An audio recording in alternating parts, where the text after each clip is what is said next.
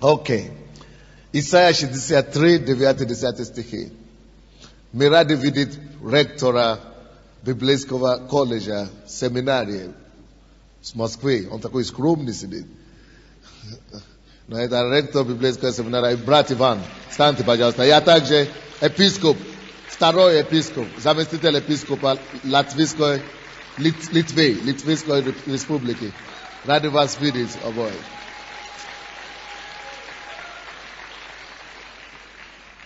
Да. Все остальные свои.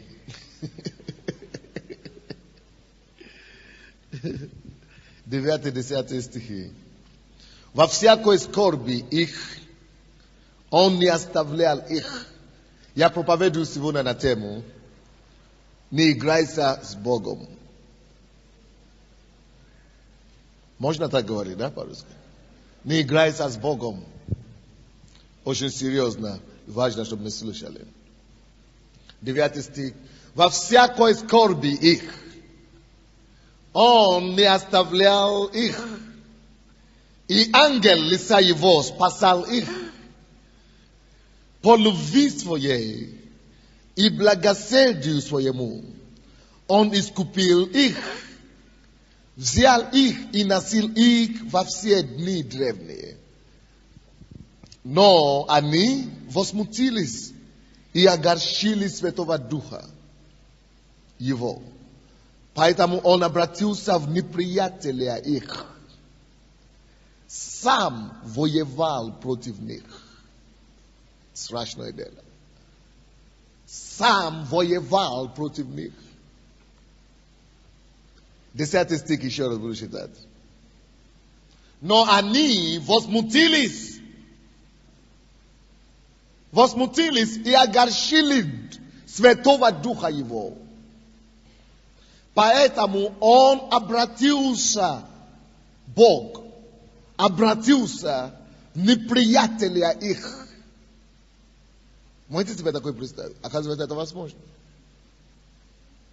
Сам Бог воевал против них. Страшное дело. Против кого? Против своего народа. Но почему? Как это люди могли достать Бога настолько? Они настолько доставили его.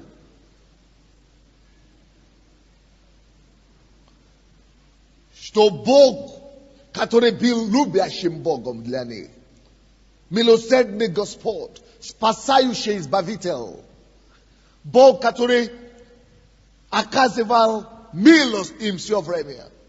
Согласно 9 стиху, во всякой скорби их он не оставлял их. Бог, который всегда приходил на помощь им. Бог, который всегда вручал их. Бог, который не мог оставить их во всякой скорби их.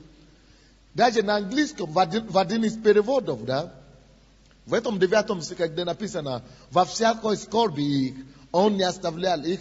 Вместо слова он не оставлял их. Послушайте, как там написано. Там написано, во всякой скорби их, он сам скорбел.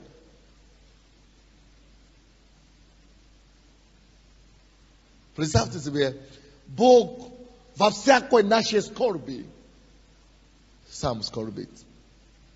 Когда тебе плохо, он настолько любит, что он не просто сочувствует.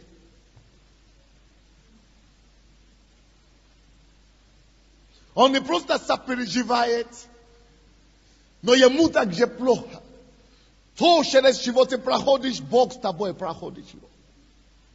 Он настолько любит. Мы с вами не понимаем, насколько любовь Божья, как можно описать его. Это как мама. Кто из вас мама знает?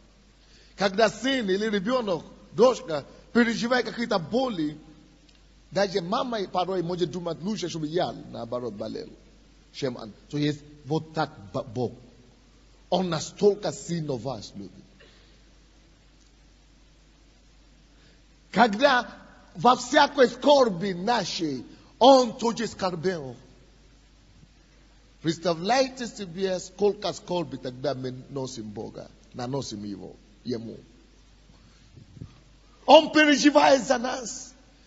Йому больно, от нашего несостоятельности. Он огорчается, когда у нас не получается. Разве это не класс? Значит, он настолько желает нам добро, что когда не получается, ему плохо, как и нам. Поэтому перестаньте жаловаться на Бога, как будто Он виноват.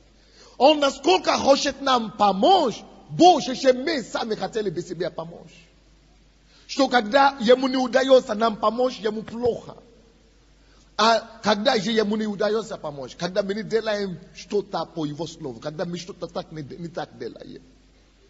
И он хочет, и не может, потому что он не может нарушить свое слово. Допустим, он говорит, если я спрятал грех в моем сердце, Господь не услышит меня. А я мучаю, я говорю, Господь, видишь, какие у меня проблемы, помоги мне. Но слово же уже написано, что если я спрятал что-нибудь нечистое в моем сердце, Он не услышит меня. Он хочет меня слышать. Он видит, что я переживаю. Он видит, как мне плохо. И Он хочет услышать и помочь. Но он же не будет нарушать свое слово.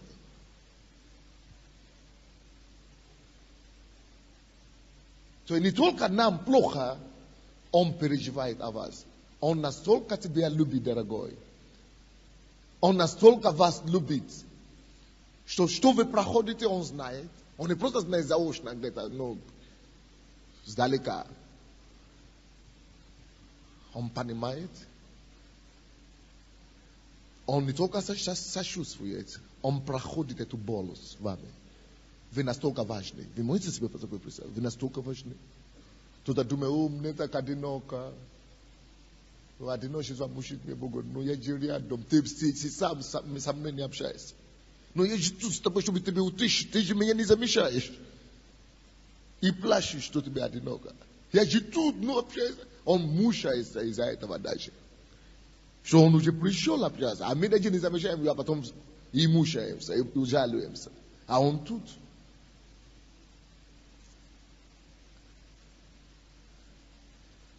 Если бы Бог открыл нам глаза, чтобы нам понять, кто такой Бог для нас,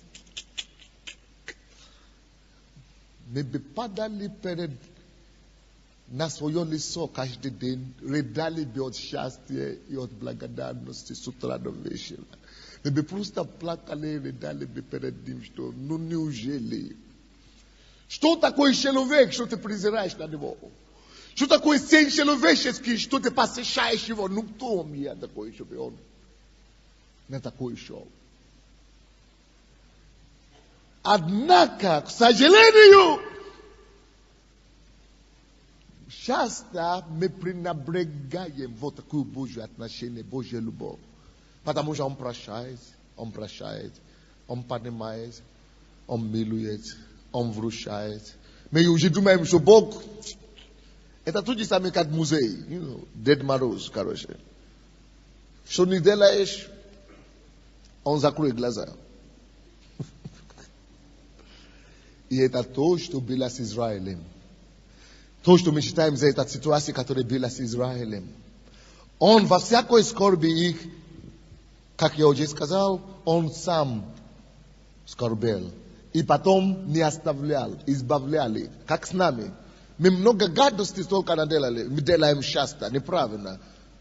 И мы думаем, либо Он не видит, либо Он настолько меня любит, что ему все равно. Все равно меня любит, Он все равно меня любит, все равно меня любит. Это не будет вечно так. Все равно Он тебя будет любить. Но с Израилем так и было. Все равно Он любил их. Он не оставлял их, Он избавлял их. И ангелы даже его лица посылал, чтобы спасать их. Это наша с вами история. Сколько раз мы с вами неправильно поступали, мы это сами знаем. И все равно мы получаем Божью помощь и благословение. Потому что Он любит. Он любит. Он даже посылает ангела его лица, чтобы спасать нас. Братья и сестры, сколько раз вы и я были в таких ситуациях, когда мы думали, что Все, 100%, no шанса нет. Даже когда мы с вами еще были в миру, у кого были такие ситуации, что вы думали, вы должны были уже умереть, или враги уже должны были сокрушать вас, или обстоятельства, вы уже должны были вообще не существовать, или вообще и вы чудным образом, даже необъяснимо для вас, вы спаслись. Поможите мне вашей рукой. Есть ли такие? Я думаю, уже это у всех. Даже если вы не признаете в этом, если вы не признаетесь в этом, это просто вот неблагодарное сердце. Но он это делал все равно. Он всегда посылал ангела своего присутствия, своего лица, чтобы спасать вас. Это другое дело. Достаточно ли вы скромны, чтобы признаться ему в этом? И чтобы прийти к нему и поблагодарить, что я признаю. Сколько раз нас уже должны были разорять уже? Сколько раз дьявол уже должны были вообще пепел нас превратить? Я, допустим, помню, буквально 3 года тому назад, один чиновник говорит, Сандей и эту церковь, и написал письмо, закрыть церковь Слова Веры, выслать пастора, а если он здесь останется, мы превратим их в церковь, и этого негра пепел, пух и прах, пепел превратим, пепел. А эти люди, которые говорят, они просто человек один. Это целая структура. То есть мы даже не знаем, что Бог пошел делать, что Он делал, как Он воевал. Мы только чуть-чуть знаем.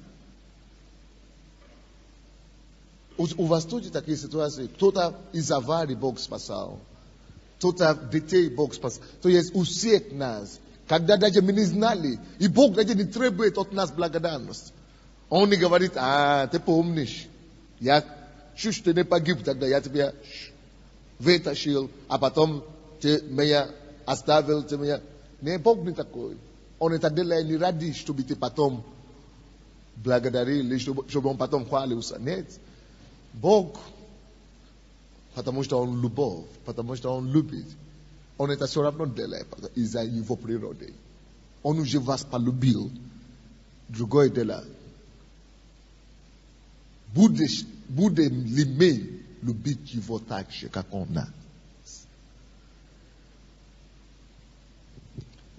Он не оставлял их, и ангел лица Его спасал их. Но, по любви своей, благосердию своему, Он искупил их. Он искупил нас. Взял их и носил их во все дни древние. Древние, это еще до Бога. Древние дни, еще тогда Он носил нас. Нам было плохо всем абсолютно, до Бога. Потому что от хорошей жизни мало кто приходит к Богу.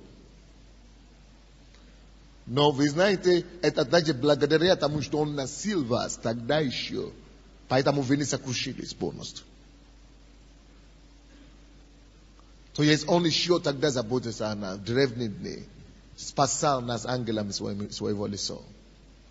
Но из-за этой изобилия заботы, любви, благодушия, милости Божией на человека, на Израиля, на нас, очень часто, друзья, мы начинаем пренебрегать Божью благодать. И, друзья, Бог мне дал эту проповедь вчера, чтобы считать его. Потому что это месяц знания. Это месяц знания. Это месяц видения. Чтобы мы знали, чтобы не огорчили Бога никогда больше. Многие сидящие в этом зале уже все. Злоупотребили Божью милость. И уже успели огорчить Духа Святого. Но я говорю как пророчество от Господа. Бог дает вам шанс сегодня, чтобы раскаяться в этом и вернуться вместо милости. Вернуться вместо милости. Иначе, после того, как человек огорчает Бога, следующая стадия, это уже 10 стих.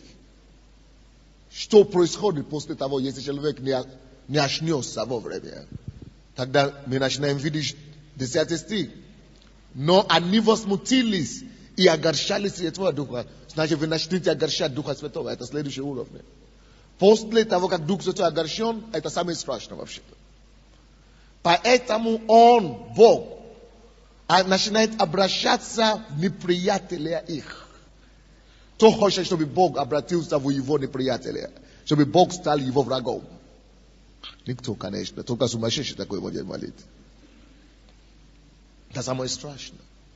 То есть мы можем пренебрегать Божью милость настолько и до такой степени, что вместо милости теперь от Него, вместо любовь и благости теперь от Него, мы начинаем привлекать с Его стороны наказание. Ничего не начинаем, вроде бы все получалось раньше.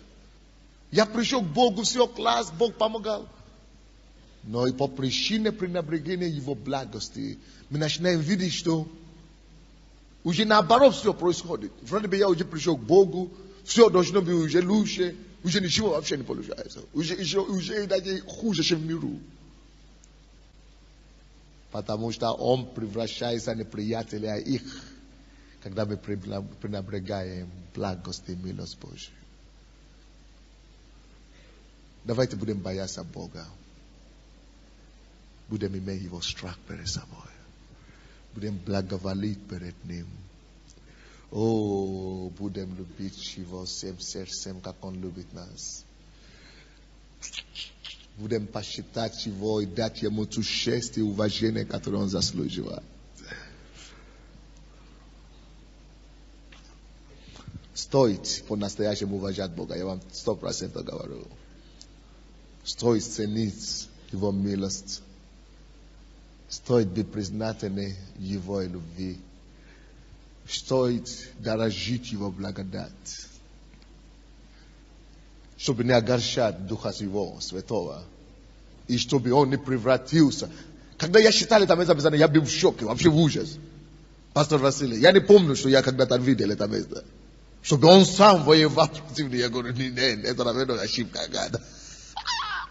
Я взял такой перевод, все одно и то же. Сам воевал против них. Ладно, что он допустил дьявола, что дьявол воевал. Но чтобы сам Бог воевал против его народа. Гудо. Я говорю, Господи, я уже эту главу считаю, я не знаю, сколько раз я считаю. Не обращаю внимания. Но это серьезно, и это правда.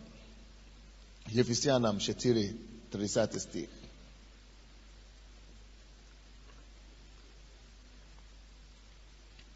Ефесянам 4, 30.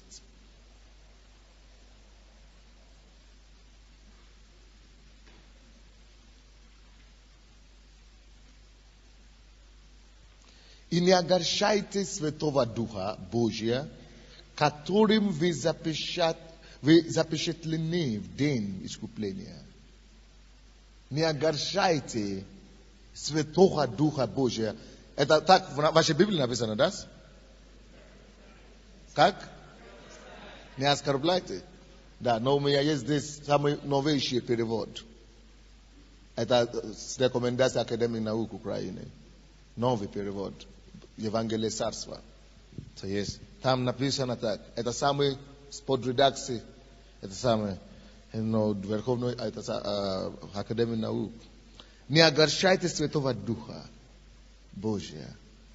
Братья и сестры, давайте будем ценить нежность Духа Божьего. Духа Святого, который в нас. Давайте будем уважать Его. Это тот, который искупил нас. Своей кровью Он омыл нас и дал нам Духа Святого как залог. Представьте себе, это к дню искуплению. Он дал нам залог Духа Святого, чтобы Дух Святой мог сохранить нас и совершить наше искупление. Что тогда будет, если мы огорчим Духа Святого? Он уйдет. Тогда до искупления нашего тела, до последнего искупления, то есть он должен запечатлеть, он сохранит нас до искупления. Если мы его огорчим, мы просто пропадем. Поэтому не будем огорчить, не будем оскорблять Духа Божьего, который внутри нас. Им мы запечатлены. Давайте будем уважать Его. Когда никого нету возле вас, на работе или у себя дома, и когда грех какой-то приходит, или искушение какое-то подходит, вспомните всегда, Дух Святой здесь. Им я запечатлен. Я не могу его огорчать. Он во мне, я в нем. Всегда вспомните его присутствие. Всегда посчитайте его. Всегда осознайте присутствие Бога. Представьте, он же есть, он же личность, и он с вами все равно. Проблема в том, что мы духовные глаза наши закрыты иногда. Мы не видим, мы думаем, что никого нет. Ерунда. Он Бог не просто видит с неба, он еще с нами рядом. Он там. Поэтому мы не будем огорчать Духа Божьего. Им мы запечатлены к дню искупления. Аминь. Вы помните, даже Иисус предупреждал об этом. Он говорил, вы можете огорчать меня, вы можете, я не знаю, даже хулу говорить на кого угодно, но на Духа Святого не пробуйте. Помните, Матфея 12 глава. Откройте, да. Матфея 12, 31 стих. Матфея 12, 31.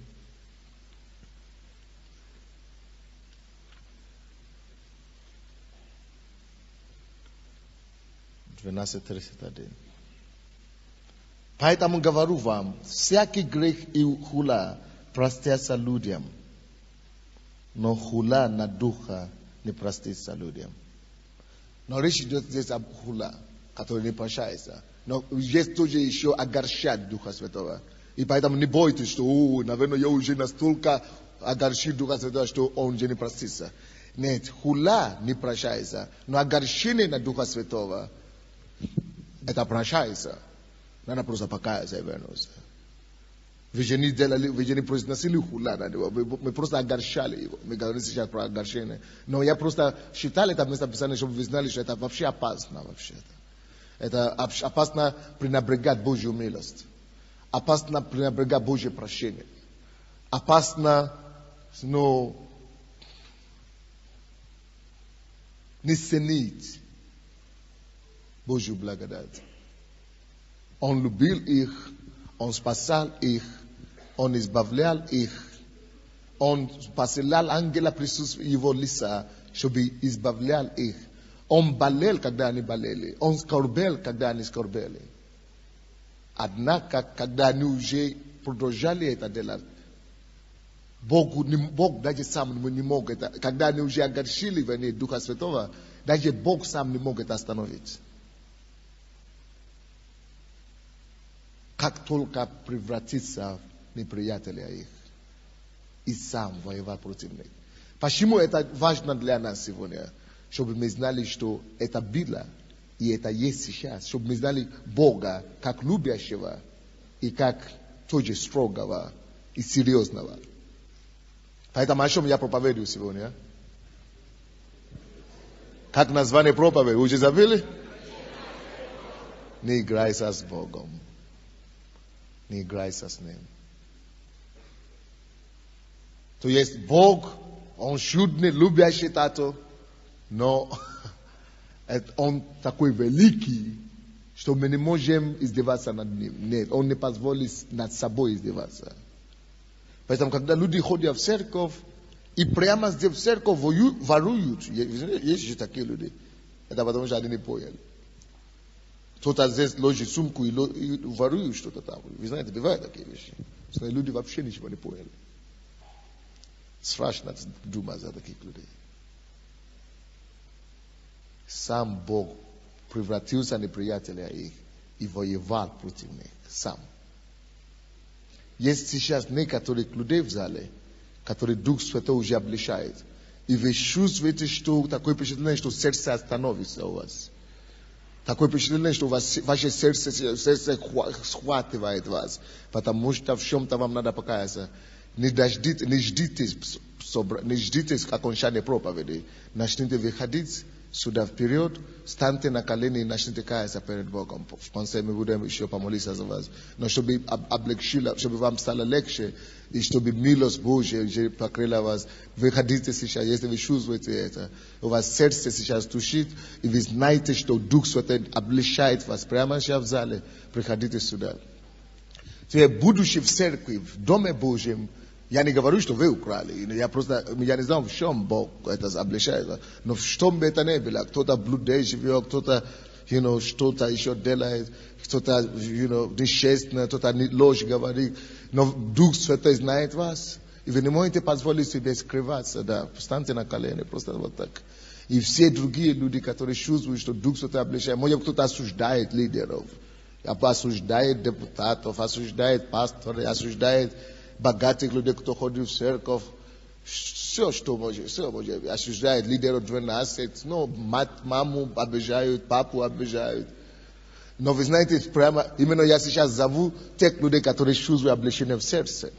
Бог мне это сказал, когда я сейчас, прямо сейчас, кому-то чувствует в сердце своем, очень сильно начинает схватать душу, это его. Но, короче, мы не можем играться с Богом.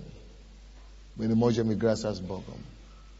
Мы не можем играться с Богом. Бог это серьезно.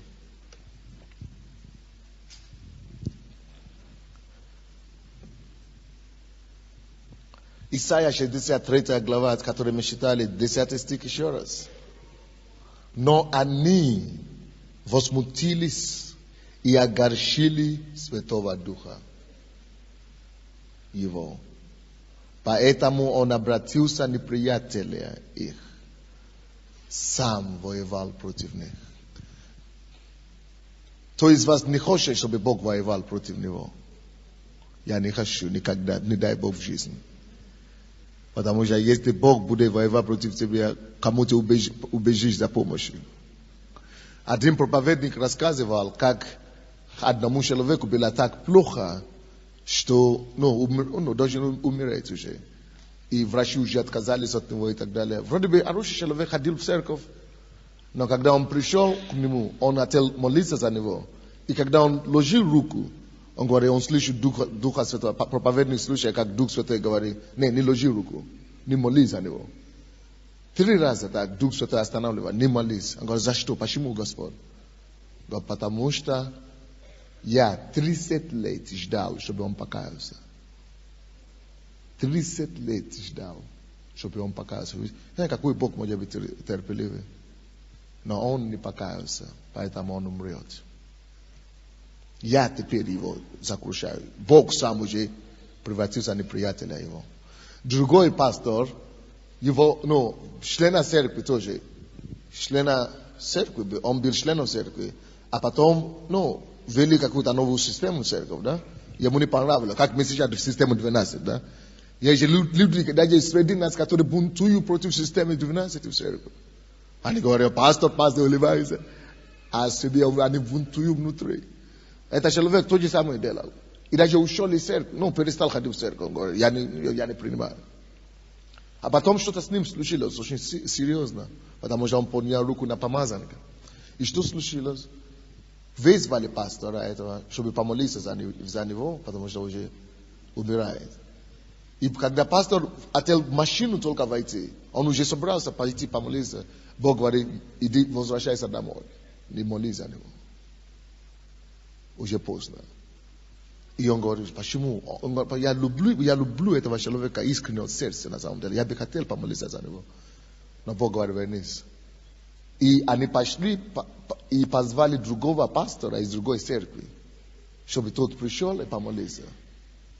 И другой пастор пошел помолиться. Дух Святой, наверное, тут же его останавливал. Но, наверное, он надеялся, что я помолюсь, исцелюсь, а потом станет членом моей церкви, наверное. Я не знал, только Бог знает.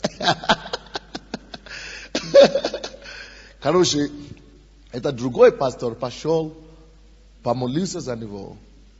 Через 3 дня этот человек, за кого он помолился, умер. И через 3 месяца сам пастор умер. Потому что не послушался Духу Святому. Когда человек огорчает Духа Святого, никто тебе не поможет.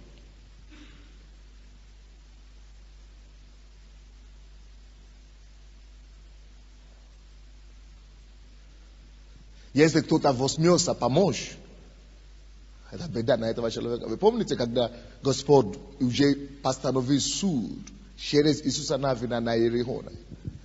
И говорит, если кто-то построит этот город еще раз, поднимет этот город, эту стену, что он поднимет его, он положит основу на первенца своего, то есть на жизнь первенца своего, и закончит его на последнем, да? Или что-то такое. То есть две беды он говорил. То есть, потому что Бог уже суд дал Иерихону, Бог уже все, неприятели. И ты очень построить его. И действительно, кто-то пошел, думает, что это шутка. Кто-то пошел действительно построить Иерихон, и он положил основу на первенца на самом деле. Если Бог превратится в неприятеля кого-то, это единственное, что вы бы не хотели в жизни. Пускай дьявол сам из весь ад будет против меня или против тебя. Если Бог за нас, это ерунда. Пускай вся страна будет против нас, но если Бог за нас, это ерунда.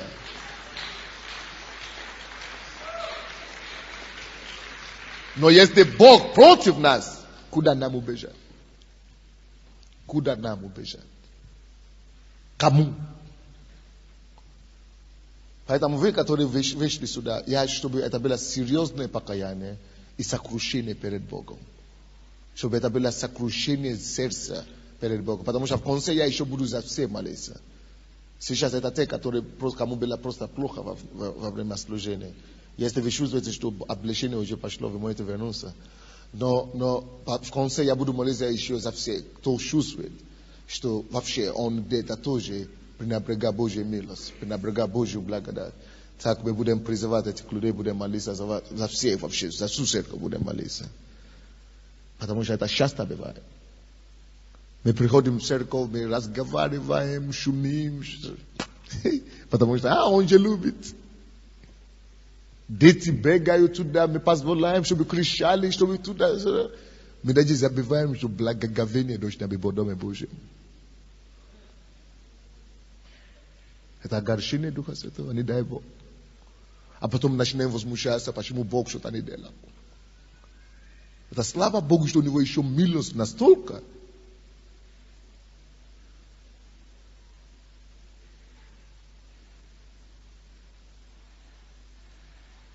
Что он сразу не реагирует. Он милует и терпит.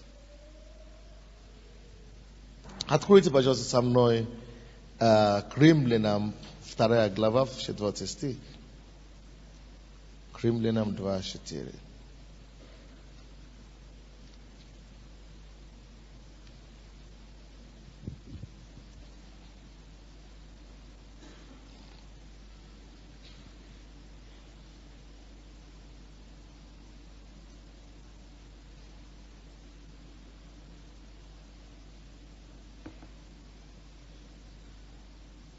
Римлянам 2:4.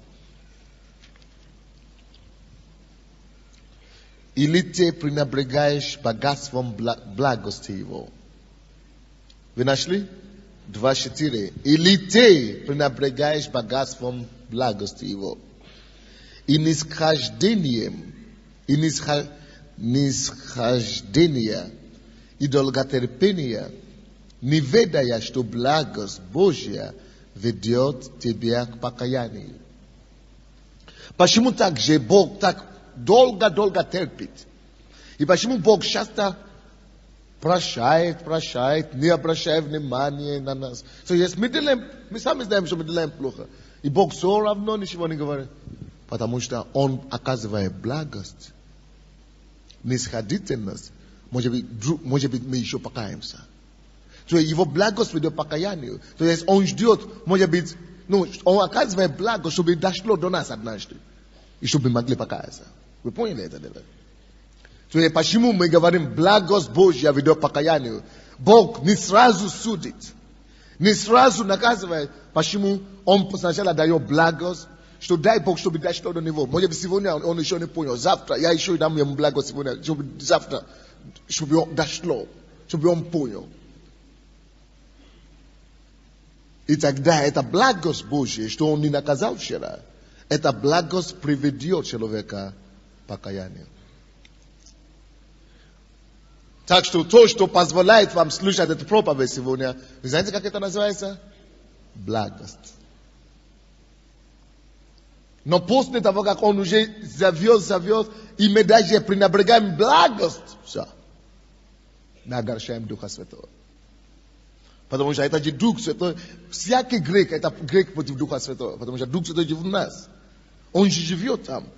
А если я ругаюсь постоянно, я оскорбляю людей, я унижаю людей, я злословляю, или я что еще делаю, или бью жену. Знаете, есть даже такие братья и сестры, оказывается, которые бьют жены. Бьют жену. Дух Святой живет во мне, а я поднимаю рука Духа Святого. Рука Божья поднимаю на жену и даю ей пощечину.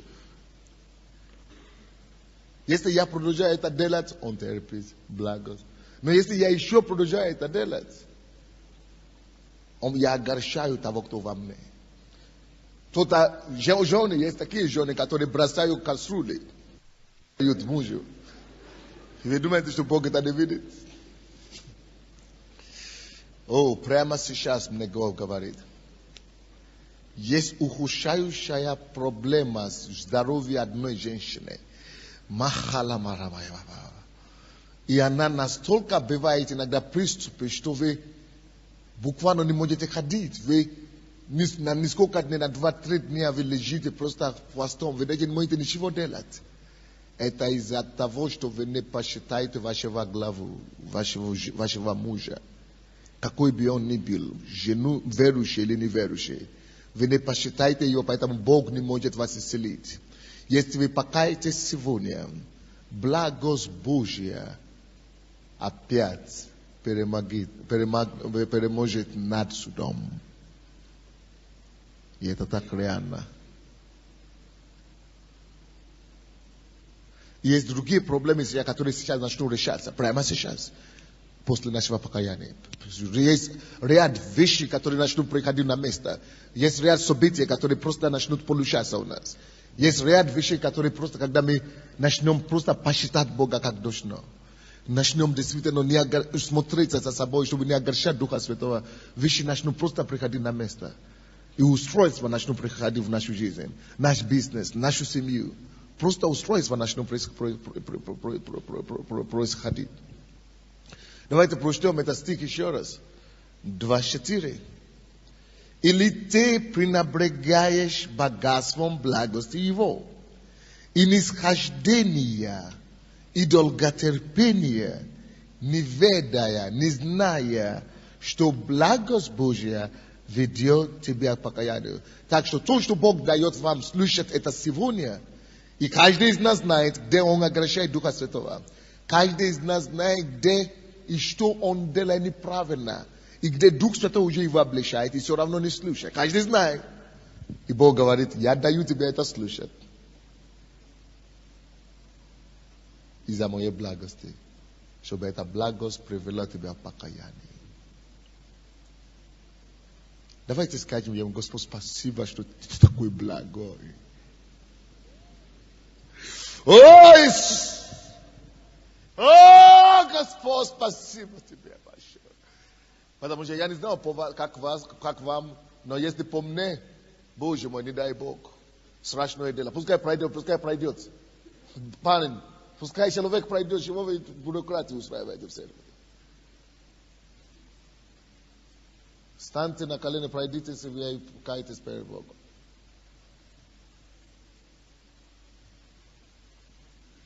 Прямо сейчас Господь будет исцелить у кого-то легких, который может вырастить в туберкулоз. Да, туберкулоз.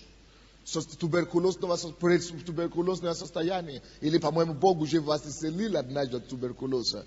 И сейчас она возвращается. Но сейчас, когда вы станете по правильному положению перед Богом, вы увидите, что все это вещи просто само собой, без молитвы все это уходит.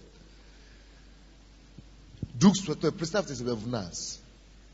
Всякий раз, когда мы что-то делаем не так, мы его огорчаем. Давайте примем решение, что мы не хотим больше огорчать Духа Божьего. Спасибо тебе за твою благость. И эту благость поощряет нам идти к покаянию. Давайте ответим на один вопрос. Что уже приводит к тому, что Бог начинает стать неприятелем человека? Что может привести к тому, что Бог становится твоим неприятелем? Или что Бог начинает воевать против человека? Первое, это Римлянам 2:4, который вы читали. Когда мы... Римлянам 2:4, да. Когда мы пренебрегаем богатство благости Его и нисхождение Его, долготерпение Его, когда мы пренебрегаем Его благость, вот тогда все это происходит. Это первый. Так? Вторая причина, почему Бог превращает неприятеля нашего. И почему Бог начинает воевать против нас. Вторая причина. 1 Коринфянам, 10 глава. 1 Коринфянам, 10 глава, 6 по 11 стихи. 1 Коринфянам 10, 6 по 11 стихи. А это стало нам примером, чтобы мы не были похотливы на злое, как они были похотливы. Напишите вторая причина, почему Бог может превратиться в неприятеля человека и начинает даже воевать против него. Если человек похотливый на злое. Вы знаете, что это плохо. Конечно, дьявол всегда тянет и искушает всех нас, чтобы делать что-то неправильно. Но в том-то и дело, что мы любим праведность, и мы ненавидим грех. Так что мы ненавидим грех, мы ненавидим зло, мы ненавидим вообще всякое беззаконие, мы убегаем от беззакония. Мы убегаем от беззакония. Мы ненавидим беззаконие. Но тут, вместо чтобы возненавидеть беззаконие, они наоборот стали похотливыми на беззаконие. То есть наоборот сами шли, искали беззаконие. Когда человек начинает делать что-то неправильно, и даже дошло до такого, что человеку начинает нравиться это дело. И человек начинает сам искать это дело. Похотливым. То есть человек сам становится искать это беззаконие, это грех, это зло. Бог, этот человек может огорчать Духа Святого. И Бог может превратиться в его неприятеля. Допустим, ты знаешь, что у тебя есть проблема с моралью. Ладно, что ты падал, и когда в грех и так далее. Но ты еще сам начинаешь звонить проституткам и снимать их. Ладно, что тебя уловили где-то случайно, что-то случилось. Но когда ты сам уже начинаешь искать по телефону, это ты уже далеко уходишь. Ладно, что ты еще можешь покурить что-то.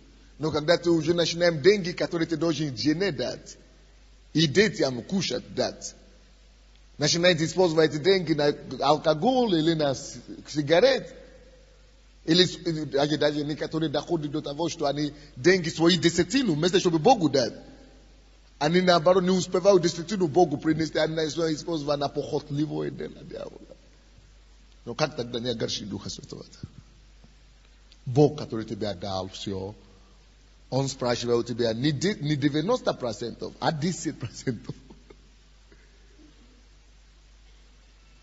Разве это не интересно, что Бог просит у нас Ему дать не 90% из того, что Он нам дал заработать, а всего лишь 10%.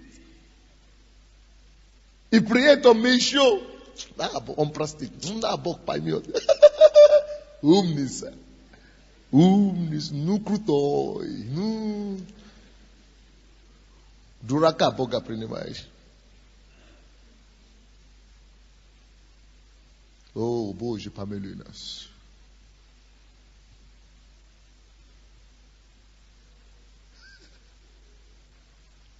Когда человек похотливый на злое, pохотливый, сам человек, это делает сознательно, еще с похотью, еще жаждет, ищет злое делать, ищет грешит,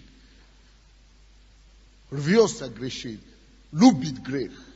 Он огорчает Духа Святого, и вследствие Бог превращает в его неприятеля и начинает воевать против него. Это уже последняя стадия.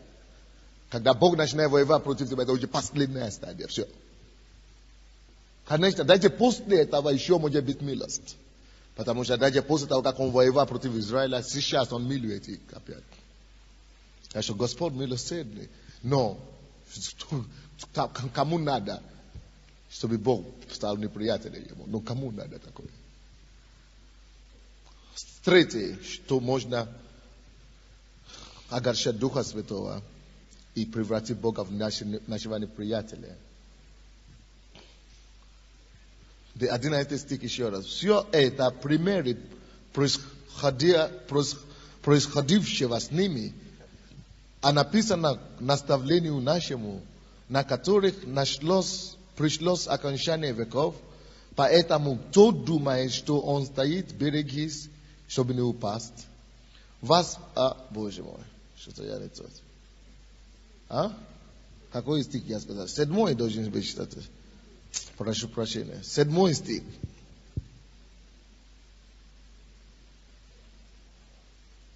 Седьмой стих. И будьте также не будьте также идолопоклонниками, как некоторые из них, как и написано, народ сел есть и пить, и встал утром, и встал, чтобы играть. То есть идолопоклонники. Что такое? Что Бог смотрит как идолопоклонство здесь? В чем Бог обвиняет их в идолопоклонство? Напишите это. Это очень типичный такой момент. Очень такой момент интересный. Очень такой момент. Если мы осторожны, мы можем всегда попадать в этот момент. Бог называет идолопоклонство здесь не когда человек начинает делать себе какое-то изображение или кумира, или не просто когда человек любит больше мужа или жену или работу, чем он. Идолопоклонство, оказывается, бывает, когда человек живет только ради того, чтобы удовлетворить себя. Бог рассматривает это как идолопоклонство. Когда человек живет не для Бога, не для Царства Божьего, а для себя. Откуда мы это знаем, что это именно такой случай? 7 стих, посмотрите еще, я вам покажу. Не будьте также идолопоклонниками.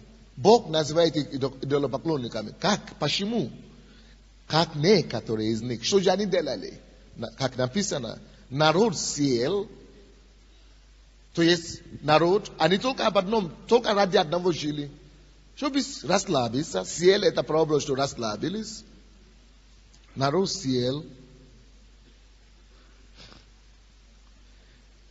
Они сели есть, пить и встали, чтобы играть. Они ради этого только ради себя.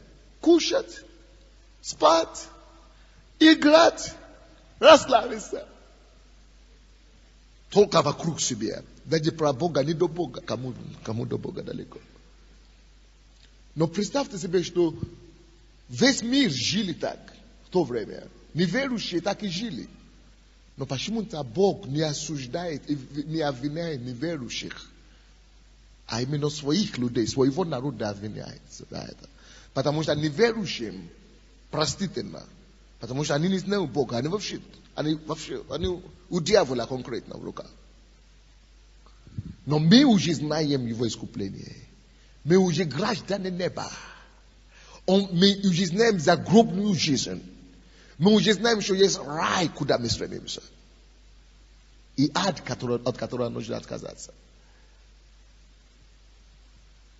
И если мы уже в Царстве Божьем начинаем еще идолопоклонствовать, тогда все. Этим мы огорчаем Духа Святого. Алло, стоит жить только для одной цели. Для Него. И для Царства, для силы Царства. Поэтому, если мы работаем, если мы все, что мы делаем, это во славу Его. Так что, если вы здесь сегодня, вы живете только ради себя, как они, Вы идолопоклонники.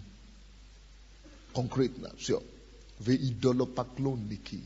Пускай ваша жизнь будет для него. Многие даже приходят в церковь. Вы знаете почему? Чтобы Бога использовать. Лишь бы Бог благословил их. Лишь бы Бог что-то им дал. Они используют Бога, короче, проститутки, ну, натурально.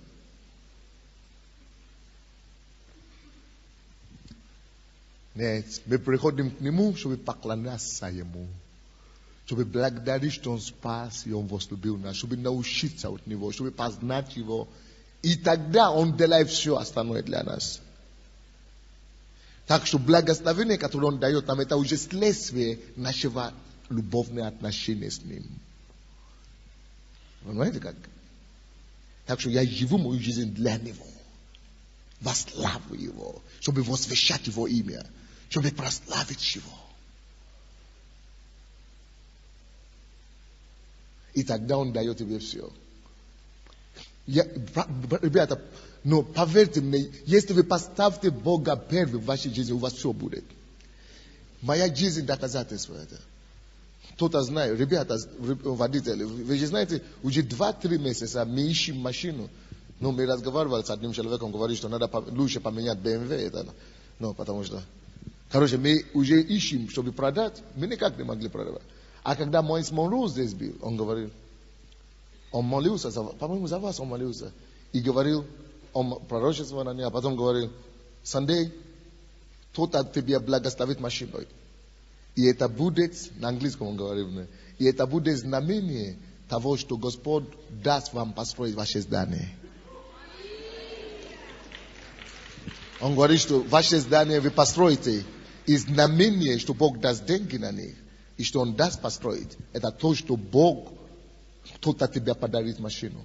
Вам подарит машину. И эта машина будет как знамение от Него. А мы ищем машину. И даже я думал, босс, если мы купим машину, мы же ищем машину, если мы купим, это же тоже не самое, что пророчество говорит. Там он же говорит подарить, а мы хотим купить. Но мы, короче, не могли купить ничего. И вчера, или на ночное я приехал. Ну, я же только что приехал с Канады, то есть я еще на ночное, я не принимал, только понедельник принимал. Но люди какие-то выстроились, я говорю, ладно. Раз люди уже ждут, будем говорить. Кто там ждет? И брат говорит, что один из них, это человек, который хочет подарить машину церкви вам, но он не знает, ему, ну, он боится, он не знает, как подойти, ему неудобно. Я говорю, пускай зайдет.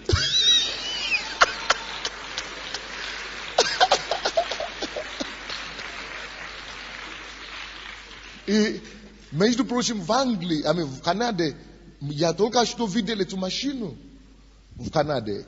И даже я был, ну, ко мне туда в Канаду приезжал пастор Кэтлин Куик. И я даже говорил ей, что какая красивая машина. И она говорит, о, это Ягуар. У меня есть такая же машина, говорит Кэтлин, ну, которая была здесь, да? Она говорит, у меня тоже Ягуар есть, я это использую. Ягуар это английская какая-то, или как вы называете? Ягуар, да. И это человек вообще из другой церкви. И я говорю, какую машину вы хотите мне подарить, нам подарить? Я говорю, ну, у меня есть Ягуар там, слишком дорого для меня. У меня джип другой, у меня автобус, я на этим езжу. А это Ягуар, я стараюсь купить, кто-то они не хотят дать столько денег, я прошу. И говорит, а Бог мне говорит, не купи, подари эту церковь. Не продай, не продавай, подари. Он говорит, нет, это слишком дорого. А потом говорит, когда уже не получилось продать, я говорю, Господь, все, я сдаюсь, надо продать, надо подарить. А он сам даже не из нашей церкви. Это человек из другой церкви. И теперь уже эта машина возила меня в церковь сюда.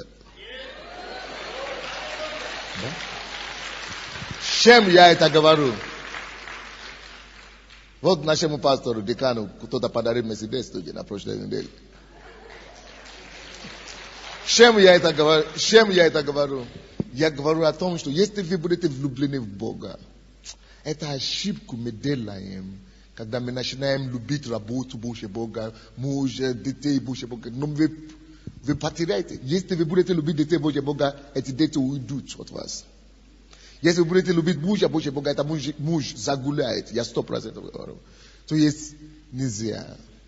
Давайте будем его поставить на первом месте. Мы не будем делать идолов. Он будет...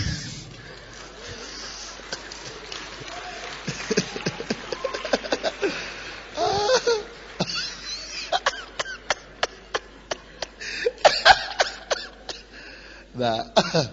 Короче, он должен быть единственный Бог, идол, который у нас есть. Вы влюбляетесь в него. Я никогда не переживал ни за что. Я только за него. Как бы мне его поближе к нему больше. Как бы мне его любить больше. Как бы мне его. Я ничего не ищу. Я ищу его. Но когда вы будете искать его, он поищет все, что надо, чтобы дать вам потом. Это серьезно.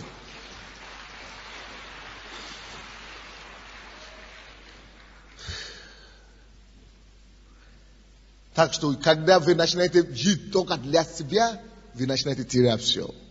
И еще огорчать Духа Святого. Но когда вы начинаете жить для Него, вы начинаете приобретать все.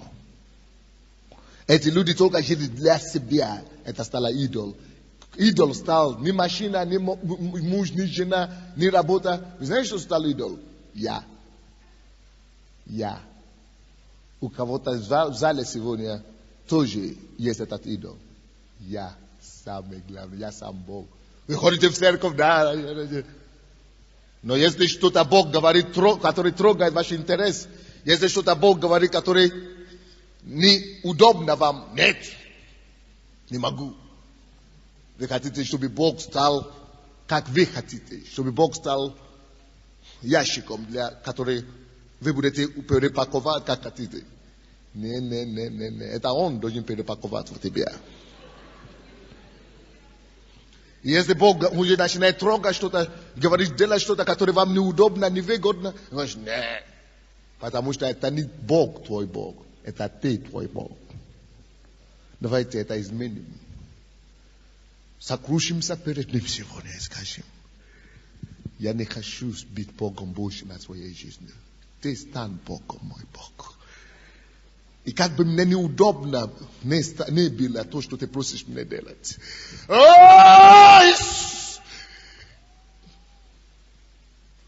Хочу принадлежать тебе полностью. Я не хочу стать своим Богом, быть своим Богом. Ты мой Бог. И что ты хочешь и потребует от меня, то я буду делать.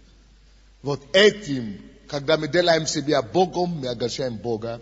И мы превращаем его в неприятеля нашего, который потом воюет против нас.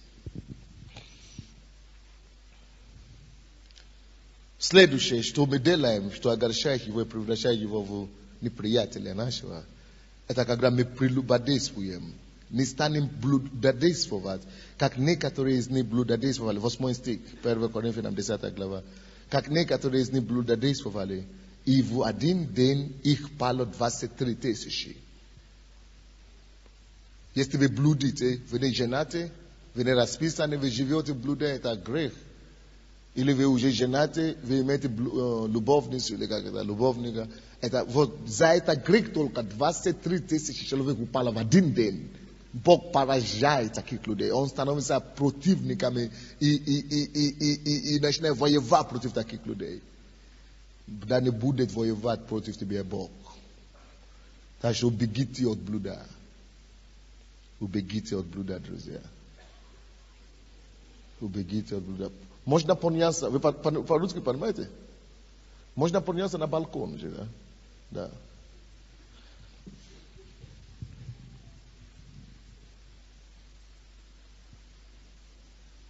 Три 33 тысячи упали из-за блуда. Так что, 23 тысячи упало. Так что, если есть какой-то грех, от которого нам с вами нужно убежать, это от блуда вообще. Или прелюбодеяния. Просто надо бежать конкретно. И возненавидеть это дело. 9 стих. Но следующее, от чего это бывает? От чего бывает, вот, что Бог превращает в наши неприятели. Не ропщите. 9 стих. Не станем искушать Христа, как некоторые из них искушали и погибли от змея. Когда человек начинает искушать Христа, он гибнет от змея, от непонятных природных явлений, от врага он гибнет. Когда враг начинает сокрушать вас, это потому что вы будучи верующие, никакой враг не может сокрушать нас. Бог наш защитник. Но если Бог начинает снимать свой защитник, это потому что мы искушали Христа. Христос, что такое искушать Христа? Это то, что вы знаете, что не надо делать это, нельзя это делать. Вы сами знаете это, но вы все равно это делаете. Целенаправленно, непослушание это, короче. Непослушание Богу. Целенаправленное, сознательное непослушание Богу. Это искушение Христа. То есть, ты знаешь, что Он говорит, не иди туда, ты все равно идешь. Когда мы непослушные, искушаем Христа, знаете, что происходит? Он снимает свое ограждение. И змей поражает таких людей. Вот чтобы змей мира сего не поражала нас, лучше не огорчать Духа Святого через непослушание. Лучше нам жить в благоговении перед Богом, в страхе Божьем.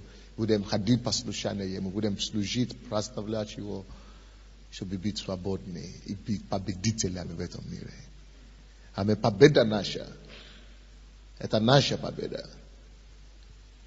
Во Христе Иисусе мы победители. Поэтому дьявол искушает нас, чтобы мы потеряли эту победу. Но Ему не удастся, потому что мы знаем истину. И мы не даем Ему место. Аминь.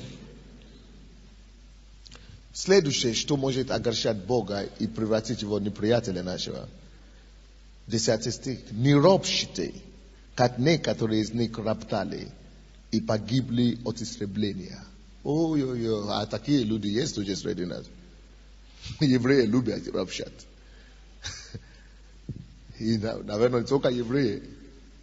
Но евреи тоже один из тех людей, которые любят ропщать. Что такое ропщать? Жаловаться постоянно. Что-то мне недовольно, что-то служение слишком долго тянется, кто-то слишком рано начинается, кто-то слишком коротко вообще, кто-то что-то прическа София мне не нравится, машина Василий не устраивает, что за система 12 неугодна мне, что-то пастор костюм его некрасивый, что-то кричит много. Слушай, ропот это то, что не должно быть в Доме Божьем вообще. Группа порядка не нравится особенно. То, что тебя приходят помочь, ты еще и жалуешь. Бесплатно люди служат, оставляют свои дома, чтобы все поставить, ради тебя ты еще на них кричишь.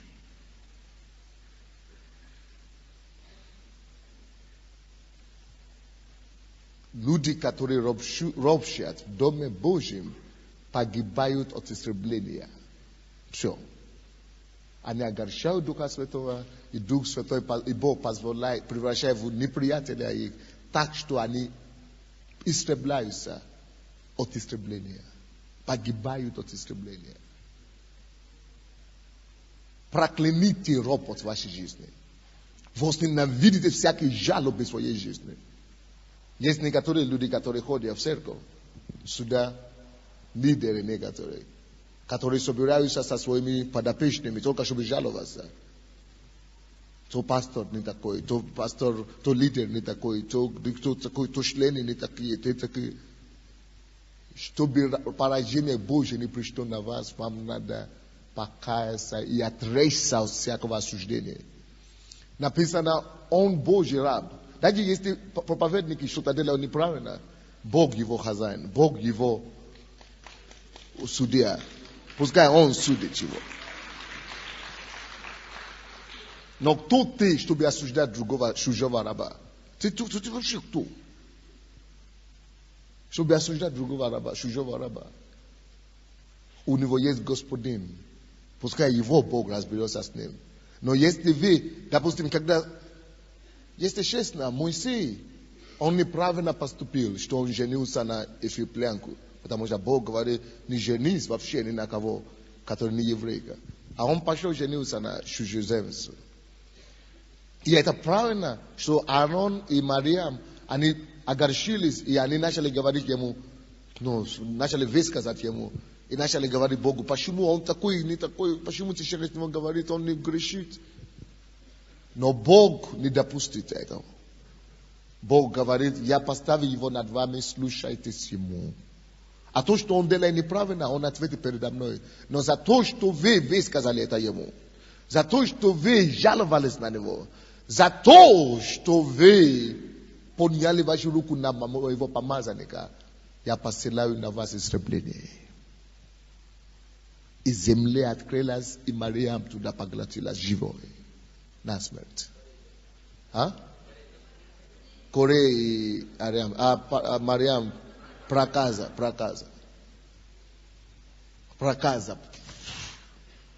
За то, что осуждаю помазанника. А Аарон, то, что его спасло, это потому, что он в одежде священничества. Потому что там не должно умереть в этой одежде. Это то, что его спасло. Но когда Бог ему сказал, иди туда на горе в конце, и когда он снял эту, он говорит, сними себе эту одежду. Когда он снял, его не стало. Он дождался его смерти все равно. Когда эта одежда была снята, защита была снята, все.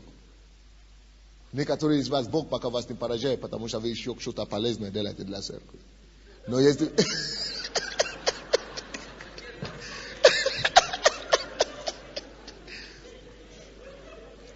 Да. Потому что вы еще где-то, может, пригодитесь где-то. Но как только что вы перестаете это делать, истребление неизбежно. Это серьезное дело. Это серьезные вещи. Так что прекратите роптать в Доме Божьем. Не ропщите больше. Не роптали ни на людей. Просто благодарите за все. Сейчас, прямо сейчас какая-то сестра опять. У кого проблема. Господь сейчас решает. Он решает. Потому что вы каетесь сейчас в этом грехе. И Господь сейчас начинает вмешаться в эту ситуацию, вашу ситуацию. Все это примеры происходившего с ними, а написано к наставлению нашему, на который пришлось окончание веков. Все это было написано ради нас, чтобы мы не попали в такую же уловку, как они. Еще одно, последнее. Это какой уже пункт? 6? 7, да. 7 причина, почему Бог становится неприятелем нашей. Это согласно 1 Петра 5:5. 1 Петра 5:5. Также и вы, молодые, починайтесь просветерам. Все же, починаясь друг другу, облекитесь в смиренномудрие, потому что Бог гордым противится, а смиренным дает благодать. Если человек смиренный, он получает от Бога благодать. Но если человек гордый, что он получает? Противостояние от Бога. Бог противится.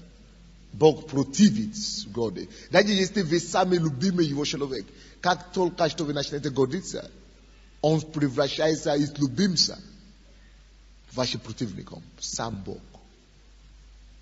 Причем он говорит, починайте и смиренномудро ходите не перед ним, не гордость перед Богом. Никто перед Богом не гордый. Он говорит, починайте друг другу. Но кто становится гордым перед другим, я сам беру на себя ответственность стать его противником. Это страшное дело. Мы думаем, Бог знает мое сердце, Бог знает мое сердце. Я не гордый перед Богом.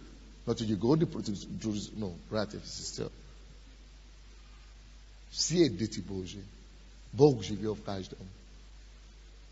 Он говорит, чтобы мы смиренно, мудренно служили друг другу. Тем даром, который Бог дает каждому.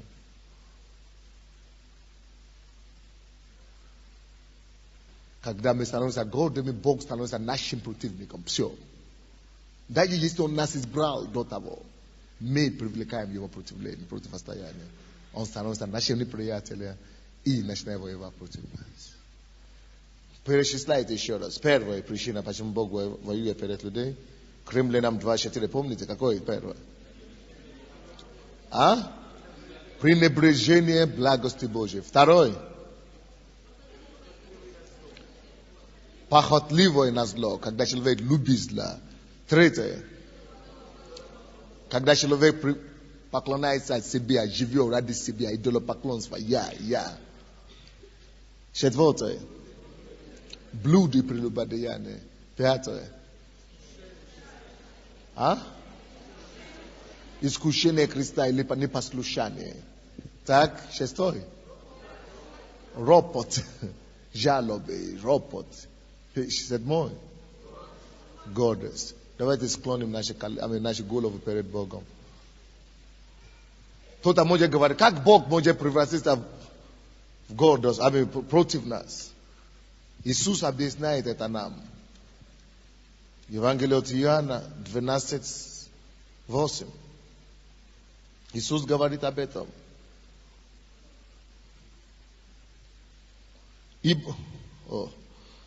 Ладно.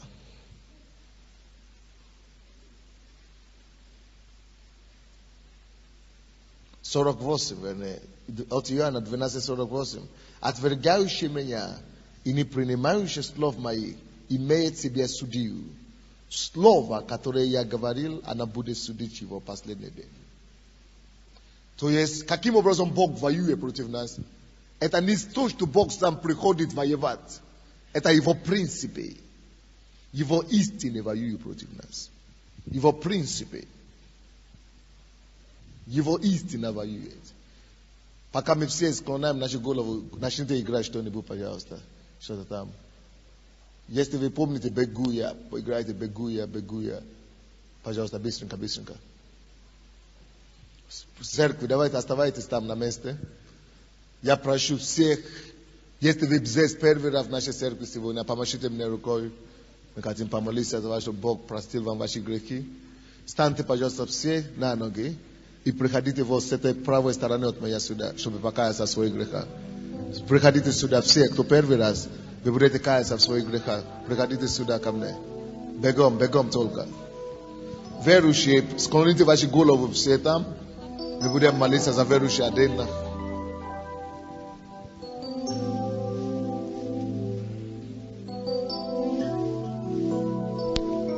Откройте, пожалуйста, в зале Исайя, 63 глава еще раз. Братья и сестры в зале, вы слушаете, да? Откройте Исайя 63 еще раз, 10 стих. Кто первый раз именно сюда, да? Чего у вас так много сегодня-то? Кто первый раз уже покаяться? Именно первый раз кто? Вот сюда идет. Группа Парака, помогите им стать правильно. Все, кто первый раз уже покаяться в своих грехах и принять Иисуса, бегом сюда идите. Приходите сюда вот. Церковь, вы нашли это Исайя 73? Откройте вашу Библию и станьте, мы будем читать вместе. Откройте вашу Библию, держите Библию в руках, стоя, будем читать вместе.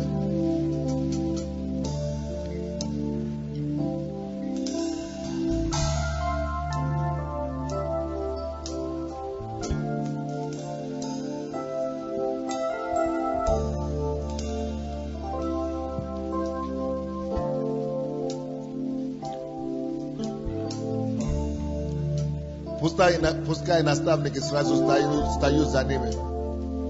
Все остальные наставники тоже станьте за ними. Помоги сестру подняться. Братья. Короче.